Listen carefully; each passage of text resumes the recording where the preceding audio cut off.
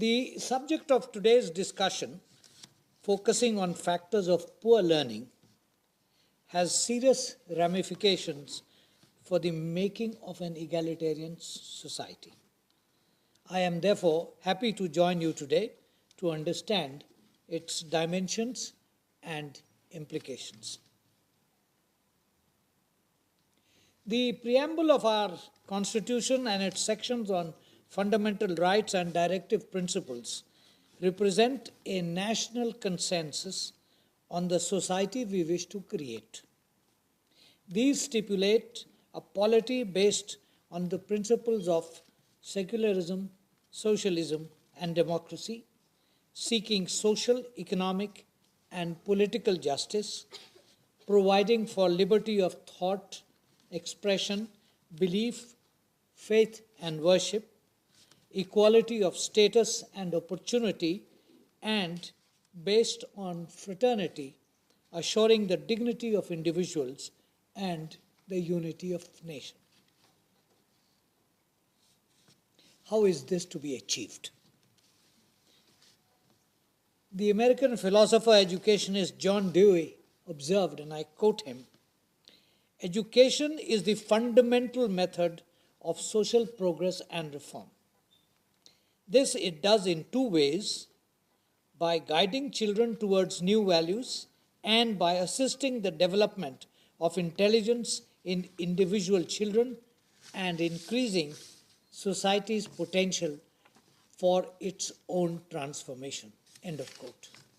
Much the same was said by Nelson Mandela when he observed that education is the most powerful weapon which you can use to change the world. The power of education extends beyond the development of skills we need for economic success. It is more than rote learning, rote knowledge. It must create the capacity to think and is an essential condition for political development, democracy, and social justice. This is well understood in our society. As far back as in 1966, the Education Commission had observed that realization of our country's aspirations involving change in the knowledge, skills, interests, and values of the people as a whole. It was pointed out that if this change on a grander scale is to be achieved without violent revolution, there is one instrument and one instrument only that can be used. That is education. Other agencies may help and can indeed sometimes have a more apparent impact, but the national system of education is the only instrument that can reach all the people. It was with this lofty objective that the Constitution was amended to insert a new clause, Article 21A, which made elementary education a fundamental right. We also adopted a policy of positive discrimination or affirmative action by reserving seats in educational institutions for socially and economically weaker segments. The cornerstone of right to education, or RTE, is provision of free and compulsory elementary education, though the aim is also to provide increasing access to learning opportunities at secondary, technical, and higher levels.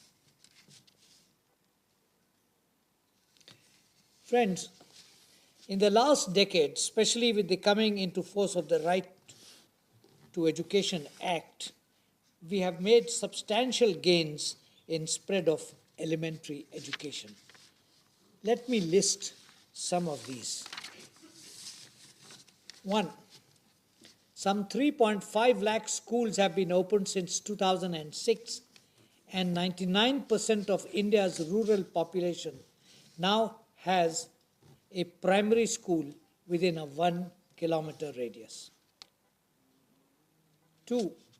A survey in the year 2014 reported that 84.4% elementary schools now serve midday meals, 48.2% had proper and functioning toilet for girls, and 73 schools had available drinking water. 3. The enrollment of girls has increased slightly from 48.12% in 2009-10 to 48.19% in 2014-15 at the elementary level. For boys, the enrollment at primary school is now 52%. And 4, a 55% decline in dropouts was also reported in the age group 6 to 14 years between 2005 and 2014. So, despite these significant gains, a critical appraisal of the elementary education scenario reveals that large gaps in implementation exist. India still has the largest number of out-of-school children in the world, which is more than the out-of-school children in the whole of sub-Saharan Africa. There is also a great disparity between urban and rural education, and children from different social and geographic backgrounds have radically different schooling experience. Allow me to cite some aspects of it. Firstly, answering a question in the Rajya Sabha on the 10th of March this year, the Minister of HRD said that in the year 2014, some 6.064 million children remained out of school. Out of these, a massive 4.6 million, or 76%, belong to scheduled caste, scheduled tribes, and other religious minorities. Secondly, the recent report of the Committee for the Evolution of the New Education Policy set up by the HRD Ministry states that while the gross enrollment ratio in elementary education is satisfactorily high, the quality in terms of learning outcomes is undeniably poor.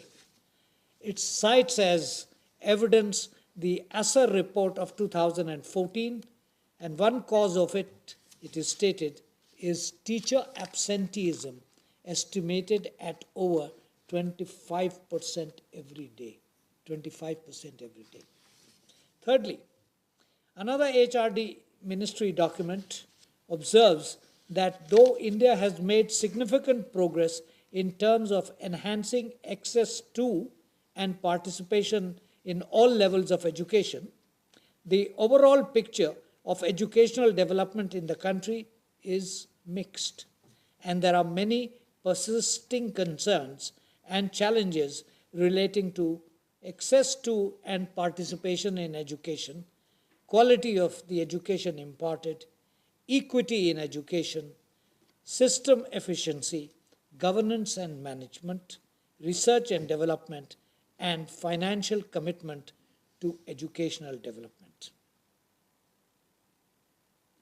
Fourthly, despite all the government and societal efforts, the overall literacy rate in the year 2011 was 73%, with a noticeable gap between male literacy at 80.9% and female literacy at 64.8%. Fifthly, if the scheduled caste, scheduled tribe, and religious minority children comprise 76% of those out of school, the level of literacy amongst them cannot but be reflective of this state of affairs.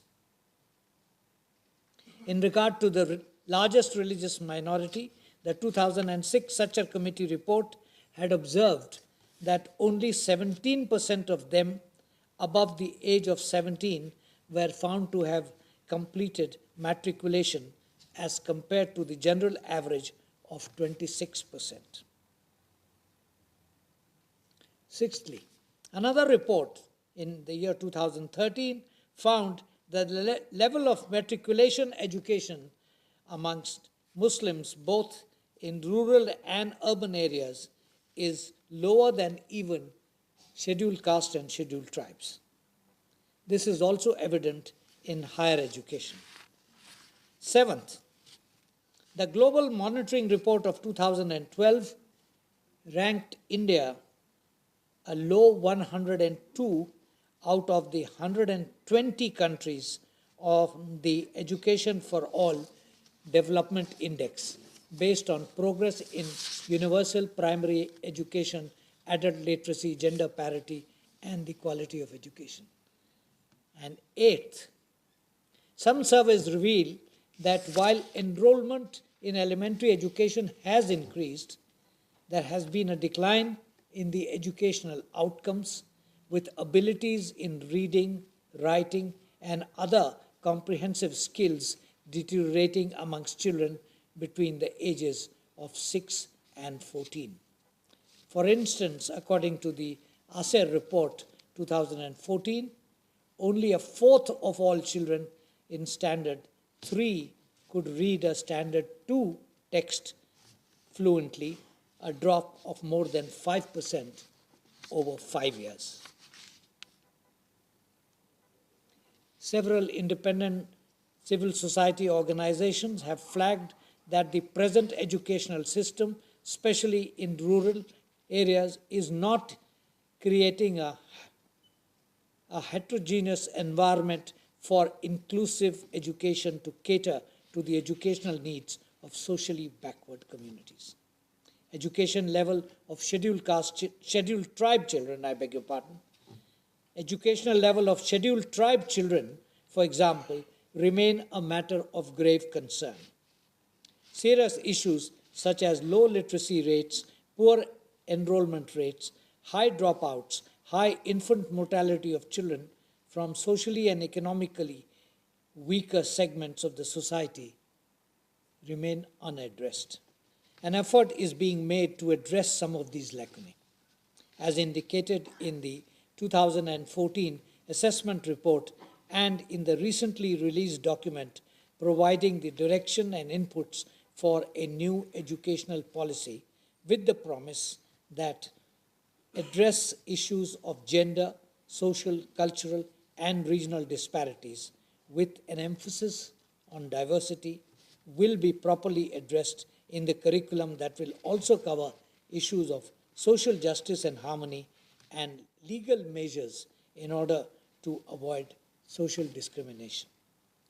Discussion on the document is in the public domain. The final shape of policy is awaited, and I am sure your deliberations in the coming days will be a valuable input. Needless to say, education is a liberating and democratizing force. It is an enabler which cuts across the barriers of caste and class, smoothing out inequalities imposed by birth and other circumstances. It ensures mobility and can redefine the social structure. Education that is equitable, easily accessible, and provides equal opportunities is the sine qua non for development. It will determine the future shape of our society and polity. I thank the organizers of this conference for inviting me.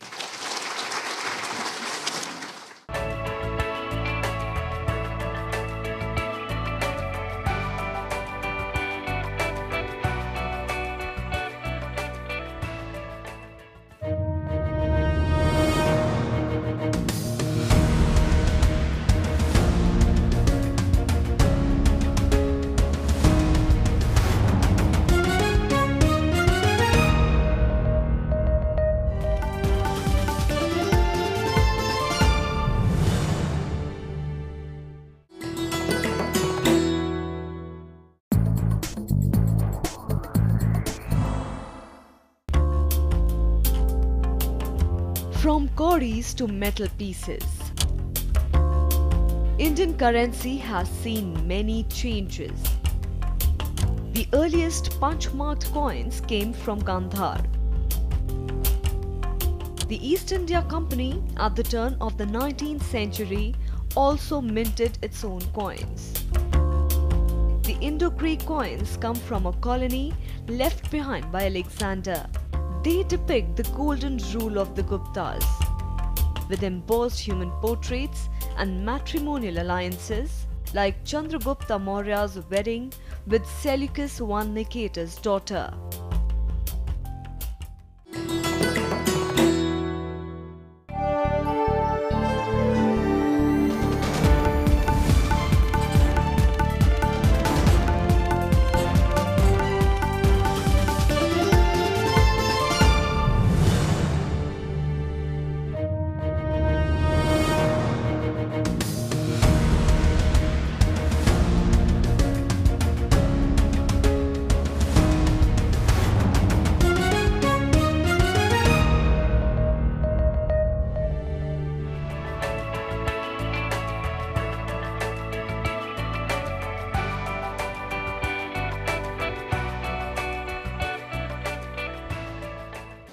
Honorable Governor of West Bengal, Keshinath Tripathi ji, Honorable Minister of Disaster Management and Civil Defence, Government of West Bengal, Javed Ahmed Khan ji, Most Reverend Salvatore Pinocchio, Apostolic Nuncio to India, Shri Derek O'Brien, Member of Parliament, Sister M. Prema, Superior General of Missionaries of Charity, His Beatitude Basilios Cleomis, President of the Catholic Bishops' Conference of India, the Most Reverend Thomas D'Souza, Archbishop of Calcutta, distinguished guests, ladies and gentlemen, friends. Mr. Derek O'Brien is a good friend. I agree to his suggestions on occasions, disagree on others.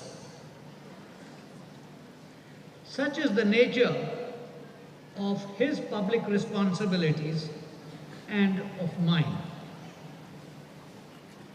There are also occasions when our hearts and minds converge. This is one such occasion. When he invited me to this function, I readily agreed. How could I do otherwise?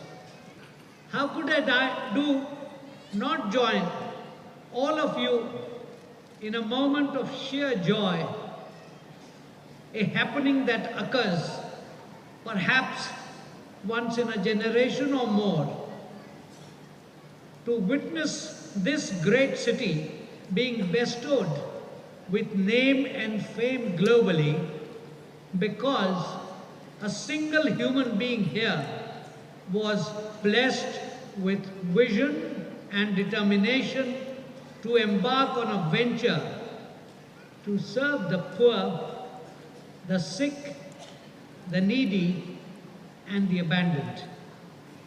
Much before the formal canonization, the mother was already a revered figure to the people of India,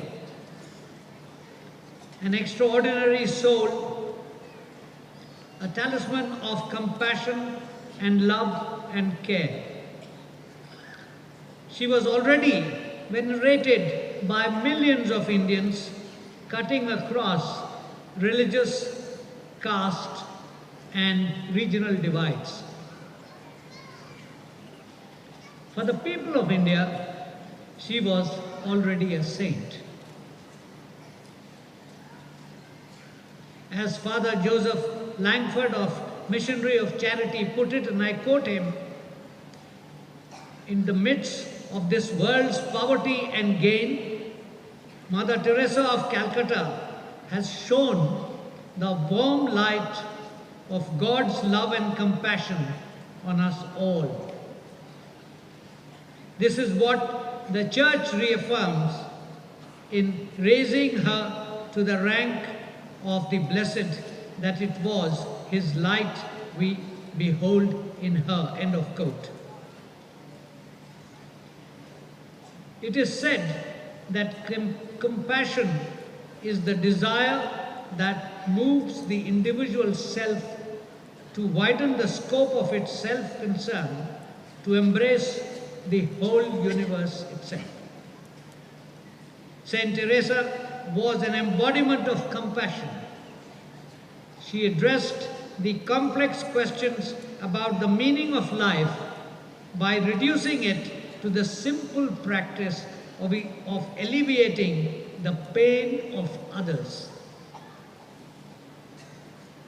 She dedicated her entire life to serving the poorest of the poor, the destitute and forsaken. She saw herself as a small pencil in the hands of God and went about her work quietly, offering smiles and warm human gestures.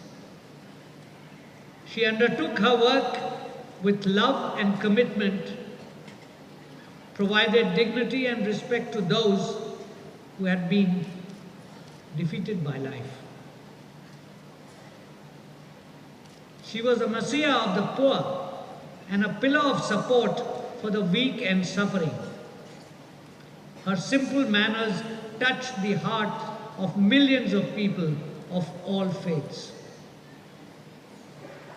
Saint Teresa believed that giving something of ourself is what confers real joy, and the person who is allowed to give is the one who receives the most precious gift.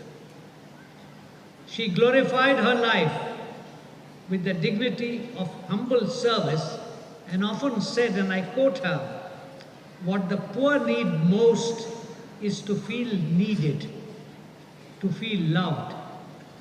There are remedies and treatments for all kinds of illnesses, but when someone is undesirable, if there are no serving hands and loving hearts, then there is no hope for a true cure."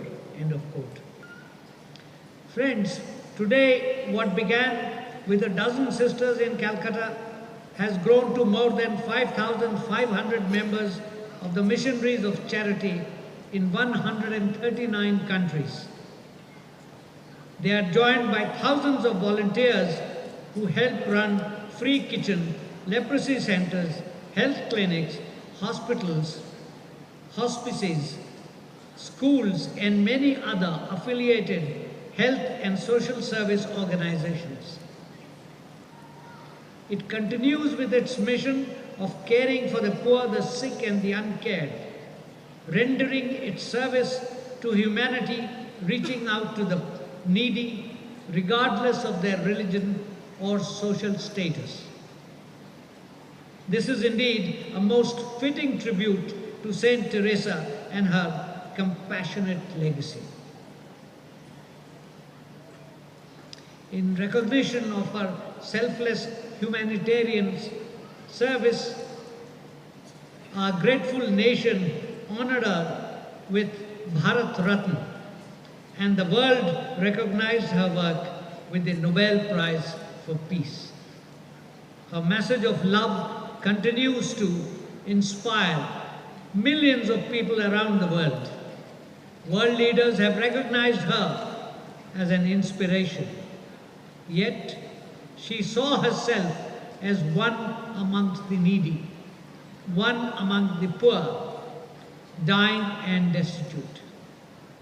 She identified herself with them. She demonstrated that a person could live in a faith-filled life even when in agony and doubt. Her work, though touching every social ill, was not only or even primarily social work. She dedicated her life to the cause of humanity. No matter what religion a person belongs to, or even if they do not belong at all, Saint Teresa's message is to serve with love. Not all of us can do great things, but we can do small things with great love. This is a quote from her. She may have had her critics, but never did she respond with pithy aphorisms or admonitions. Her response was to keep on with her work of mercy, helping one person, then another, then another.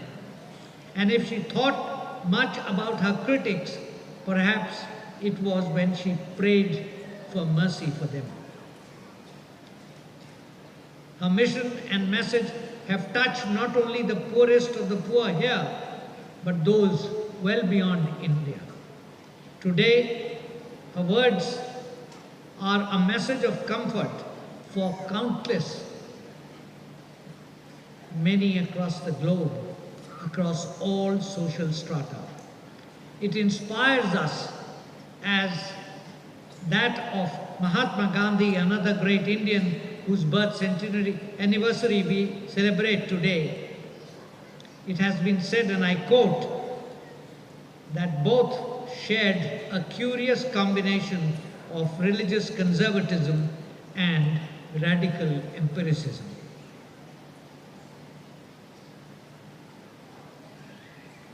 Today, as we celebrate her canonization, I am reminded of a simple prayer that was very dear to her. Silence is prayer. Prayer is faith. Faith is love. Love is service. The fruit of service is peace. May her blessed life inspire all of us to dedicate ourselves to the service of humanity. Jai Hind.